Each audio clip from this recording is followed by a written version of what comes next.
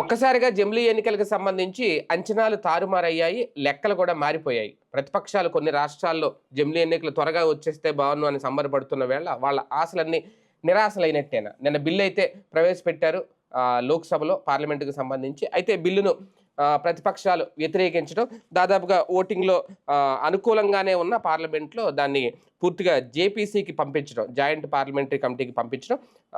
ఏం జరగబోతోందనే ఒక చర్చ. మరోపక్క ఇప్పట్లో అయితే ఎన్నికలు రావు, 2032 తర్వాతే ఎన్నికలు అనేది కూడా ఒక రకంగా ఇప్పుడు రావాలని కోరుకున్న వాళ్ళకైతే ఇది షాకు. ఆంధ్రప్రదేశ్లో వైసీపీకి ఇలాంటి వాళ్ళకైతే ఖచ్చితంగా షాకు. అనుకూలంగా దాదాపు 269 ఓట్లు పడ్డా ఇప్పుడు బిల్లు విషయంలో మళ్ళీ ఒక సందిగ్ధత ఏమన్నా నెలకొందా? ఏం జరగబోతోంది? ఇదే అంశం మీద చర్చించే ప్రయత్నం చేద్దాం. సార్, ముందు నుంచి అనుకున్నదే, అలాగే ప్రతిపక్షాలు కూడా మంచి గట్టి పట్టు మీదే ఉన్నాయి. ఒకవేళ రేపొద్దున్న ఈ జేపీసీలో ఏమన్నా తేడా కొడుతుందా? బిల్లు విషయంలో ఏం జరగబోతుంది? జేపీసీలో ఏ ప్రాబ్లం ఉండదు. ఎందుకంటే జేపీసీ అంటే మెజారిటీ సభ్యులు అధికార పక్షం నుంచే ఉంటారు. 100కి 80, 75% మంది, 20% విపక్షాలు ఉంటారు. అది జస్ట్ ఏంటంటే అభిప్రాయాలు తీసుకోవడానికి. ఒకటేంటంటే డెమోక్రటికల్ స్పిరిట్తో మన దేశ రాజ్యాంగం ప్రకారం నడుచుకుంటాం కాబట్టి ప్రజల అభిప్రాయాలు సాధారణంగా అయితే శాసనసభ వేదికగా జరగాలి. కానీ ఇది ప్రజలతో డైరెక్ట్గా ఇన్వాల్వ్ అయ్యి ఉన్నటువంటి అంశం కాబట్టి వివిధ వర్గాల అభిప్రాయాలు తీసుకోవడం, లైక్ ఆ ప్రజాస్వామ్య స్ఫూర్తికి వీళ్ళు అంకితం అవుతున్నది భారతీయ జనతా పార్టీ నేతృత్వంలో ఎన్డీఏ ప్రభుత్వం. దానికి సాక్ష్యం వక్ఫ్ బిల్లు కూడా జేపీసీకి పంపించారు. యాక్చువల్గా వీళ్ళకు ఉన్నటువంటి బలంతో జేపీసీకి పంపించక్కర్లేదు, డైరెక్ట్గా చేసి పడేసేయచ్చు. కానీ అక్కడ చేసుకొచ్చారు. ఎందుకు అంటే అన్ని వర్గాల అభిప్రాయాలు తెలుసుకోవాలి. వక్ఫ్కి సంబంధించి దాన్ని ఏమంటారు, మెయిల్ కూడా పెట్టారు. చాలా పెద్ద ఎత్తున లక్షలాది మంది మెయిల్స్ కూడా ఇచ్చారు అభిప్రాయాలు. అంటే అందరి అభిప్రాయాలు మన్నించడం అంటే ప్రతి ఒక్కళ్ళ అభిప్రాయం సాధ్యం కాదు కదా. ఒకళ్ళేమో కరెక్ట్ అంటారు, ఒకళ్ళు వద్దంటారు, ఇట్లాగా. లేదా దానికి ఓటింగ్ వేయరు కదా. ఓటింగ్ అనేటటువంటిది ఏంటి, అధికారంలోకి ఎవరు వస్తే వాళ్ళకి ప్రజలు పట్టం కట్టారు, వాళ్ళు చేసే నిర్ణయాలకు పట్టం కట్టారు. కాబట్టి ఇందులో ఓటింగ్ ఉండదు. కానీ ప్రజల అభిప్రాయాలు, ఇప్పుడు ప్రజాస్వామ్యంలో ఏంటి, ప్రతిపక్షం ఏం చేయగలుగుతుంది, అధికార పక్షాన్ని ఇరుకుని పెట్టగలుగుతుంది కానీ అధికార పక్షాన్ని ఆపేయలేదు కదా. అట్లాగా వాళ్ళు ఆ వక్ఫ్ బిల్లు విషయంలో కూడా అంటే మనం ప్రజాస్వామ్య స్ఫూర్తిని కరెక్ట్గా చెప్పాలంటే మనం కాస్త నటిస్తాం డెమోక్రటికల్ స్పిరిట్ని ఎవరికి వాళ్ళు. అది ప్రతిపక్షం నటిస్తుంది, అధికార పక్షం నటిస్తుంది. కాకపోతే ప్రజాస్వామ్యబద్ధమైన నాటకాలు ఆడతారనమాట. చదరంగపు ఆటలో కళ్ళ ఎదురుగుండా కనబడేటటువంటి దాంట్లో దాని వెనకాల ఉండేటటువంటి ఉద్దేశాలు ప్రతి ఒక్కరికి తెలుసు.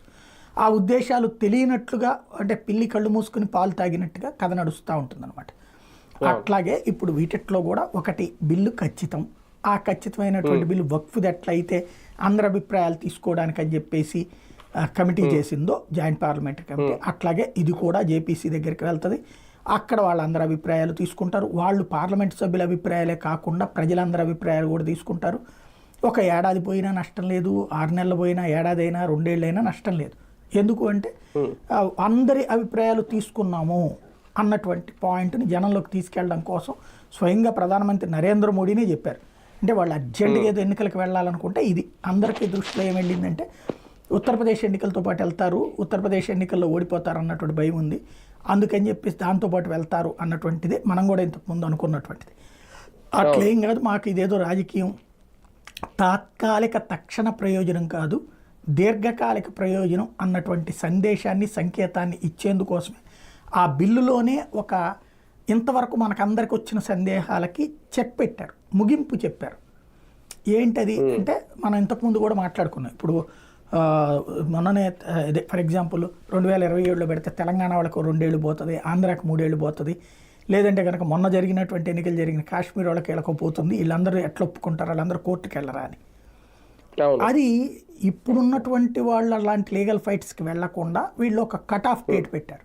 అంటే ఇప్పుడు ఈ బిల్లు ఆమోదం పొందిన వెంటనే కాదు, బిల్లు ఆమోదం పొందిన తర్వాతన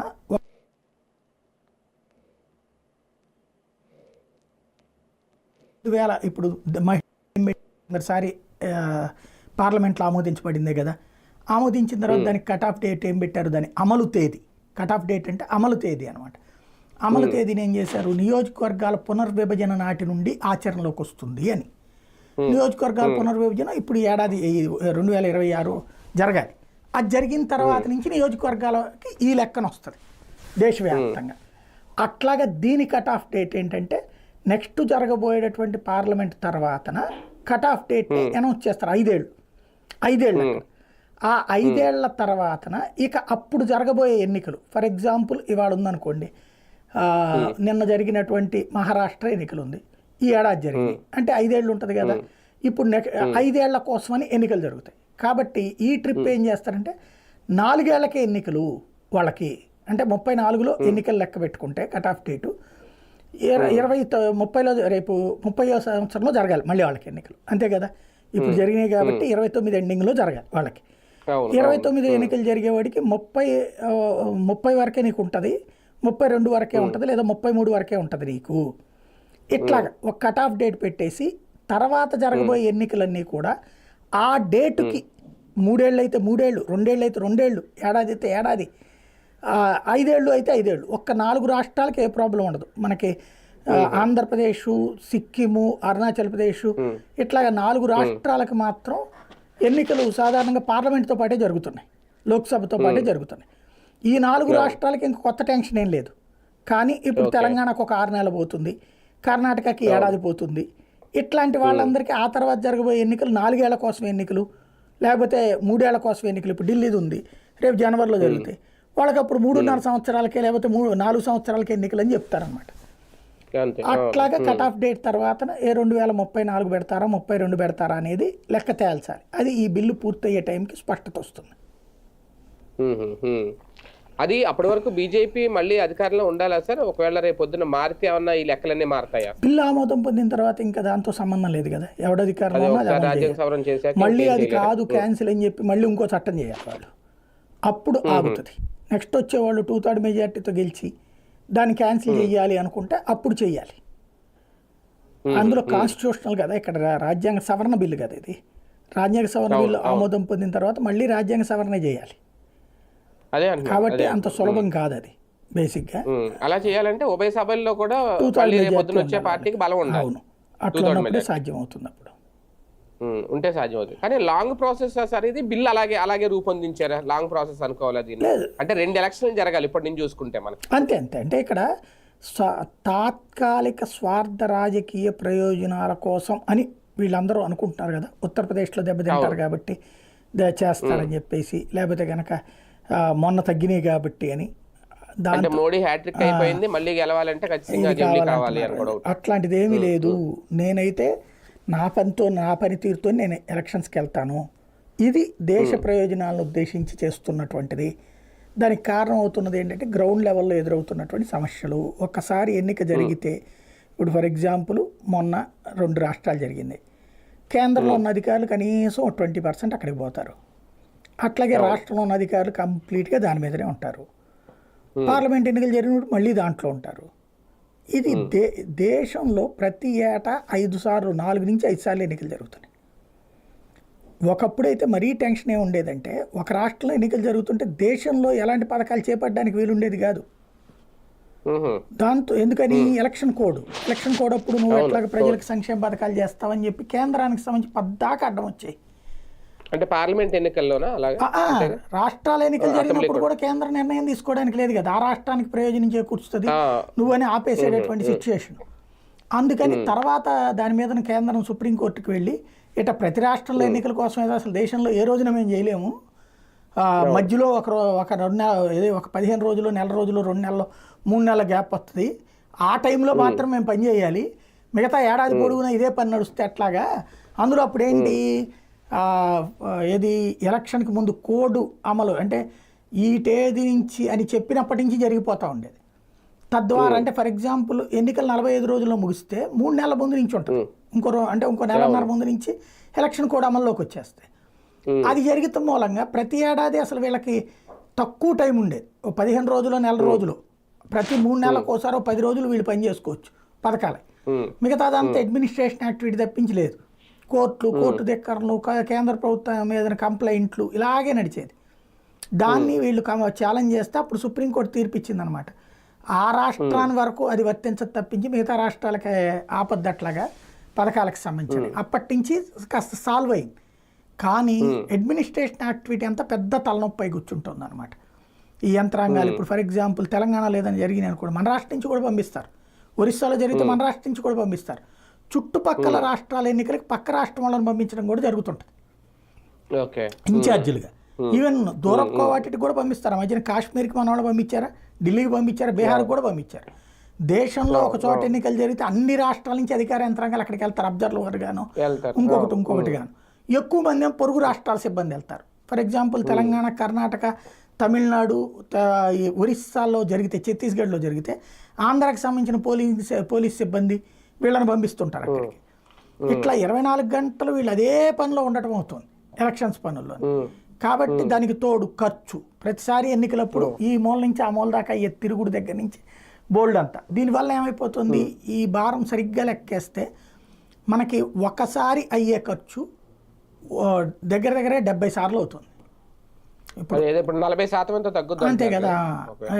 తద్వారా భారీ మార్పు, అంటే దేశానికి బాబు గారు చెప్పే సంపద సృష్టి జరిగినట్టు అనమాట.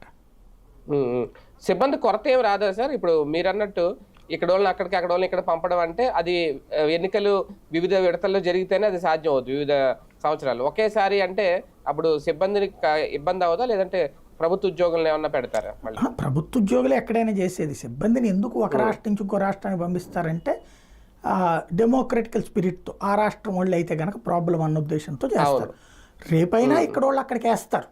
అంటే చిన్న ఈజీగా అర్థమయ్యే భాషలో చెప్పాలంటే మన యూనివర్సిటీలో మనమే పేపర్లు దిద్దుకోకూడదు, మన పరీక్షలు మనమే, పక్కనోడు వచ్చి దిద్దాలి. ఈ సెమిస్టర్లో చేస్తారు, మిగతా టైం అంతా మనమే వేస్తాం ఇంటర్నల్ మార్క్స్ అన్ని. మెయిన్ సెమిస్టర్ పరీక్షకు వచ్చేటప్పటికి బయట నుంచి పిలుస్తాం మనం, ఆ నిష్పాక్షికత కోసం. అట్లాగే రేపు కూడా జరుగుతుంది. కానీ సిబ్బంది కొరత ఉండదు, ఎందుకంటే ఏ రాష్ట్రానికి ఆ రాష్ట్రం అలవాటే కదా స్టాఫ్ పరంగా. కాకపోతే అటు ఇటు మారుస్తుంటారు, అదే సిబ్బంది అంతవరకు. దానివల్ల కూడా. సార్ ఇంకోటి మెయిన్ ఏంటంటే మామూలుగా జనరల్గా వస్తున్న డౌట్, ఇప్పుడు 61 ముందు ఇలాగే ఉన్నాయి, జమిలీ ఎన్నికలే ఉన్నాయి, అన్నీ ఒకేసారి జరిగినాయి అనేది. ఈ మధ్యలో మారడం వల్ల కూడా ఏంటంటే ఇప్పుడు మన తెలంగాణలో చూసుకుంటే విభజన తర్వాత వాళ్ళకి ముందు రద్దు చేసుకున్నారు ప్రభుత్వాన్ని, ముందస్తు ఎన్నికలకి వెళ్ళిపోయారు. అప్పటి నుంచి మనకంటే ముందు వాళ్ళు ఎన్నికలు నిర్వహిస్తున్నారు. రేపొద్దున్న ఈ జమిలీ బిల్లు చేసిన తర్వాత అలా ఎవరైనా ఏదైనా రాష్ట్రం ముందుగా తన ప్రభుత్వాన్ని రద్దు చేసుకుని ముందుకు వెళ్ళాలనుకున్నా, లేదంటే దిగిపోవాలనుకున్నా, ఏమన్నా గొడవ ఇటువంటి జరిగినప్పుడు ఆ వెసులుబాటు ఉండదా? దానికి ఏమన్నా ఈ బిల్లో ప్రత్యామ్నాయం ఉందా? అంటే దీని ప్రకారం ఎట్లా ఉంటుందంటే, ఇవాళ ఫర్ ఎగ్జాంపుల్ ఇవాళ ప్రభుత్వం పడిపోయింది, ఆల్టర్నేటివ్ మార్గం చూసుకోవాలి. లేదా నెక్స్ట్ ఎలక్షన్ వరకు, అంటే ఇవాళ 2 ఏళ్ల తర్వాత పడిపోయింది అనుకోండి, ఇప్పుడు ఎన్నుకునే ఎన్నిక కూడా ఈ రాబోయే 3 ఏళ్ల కోసమే ఉంటుంది. అంతే, 5 ఏళ్ళు ఉండదు. అప్పుడు 3 ఏళ్ల కోసమే ఎన్నిక జరగాలి. అంటే లైక్ ఉప ఎన్నిక టైప్ ఇక అవన్నీ కూడా.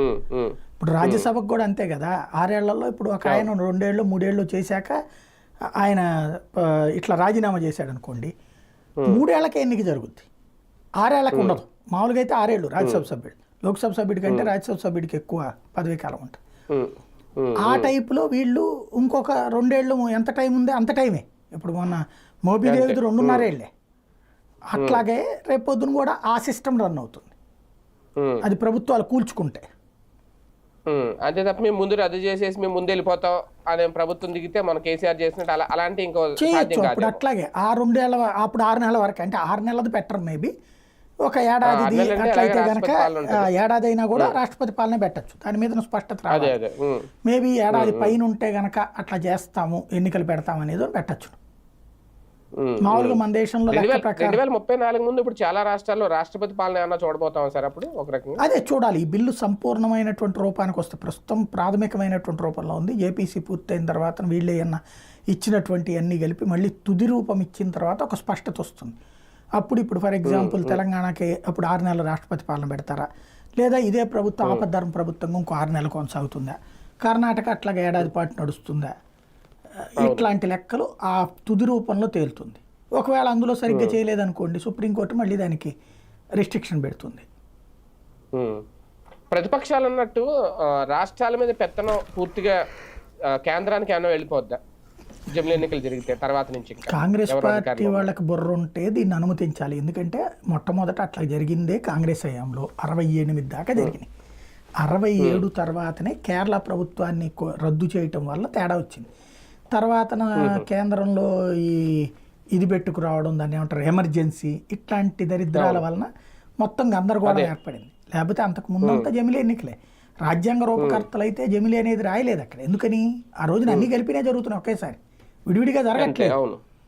విడివిడిగా జరుగుతాయి అని వాళ్ళు భావించుంటే ఇట్లాంటి పరిస్థితి వాళ్ళు ఆ రోజునే రాసి ఉండేవాళ్ళేమో. రాయలేదు అసలు, రాయకపోవడం వల్ల ఈ గందరగోళం నడుస్తుంది. ఇప్పుడు రాజ్యాంగంలో రాయని పాయింట్ను కొత్తగా యాడ్ చేస్తున్నాం, వాళ్ళు ఊహించినటువంటి పరిస్థితులు వచ్చినాయి కాబట్టి. ఇందులో జమిలీకి సంబంధించినటువంటిది రేపు పొద్దున పార్లమెంట్ తేల్చాల్సింది అదే అనమాట.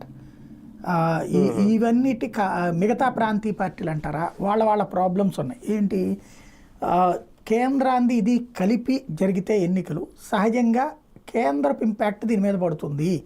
ఫర్ ఎగ్జాంపుల్ మొన్న 2 ఎలక్షన్లో కూడా 2019, 2024 ఎన్నికల్లో కూడా కేంద్రపు ఇంపాక్ట్ మన మీద పడింది అని ఫీల్ అవుతారు ప్రాంతీయ పార్టీలైన తెలుగుదేశం కానీ వైసీపీ కానీ.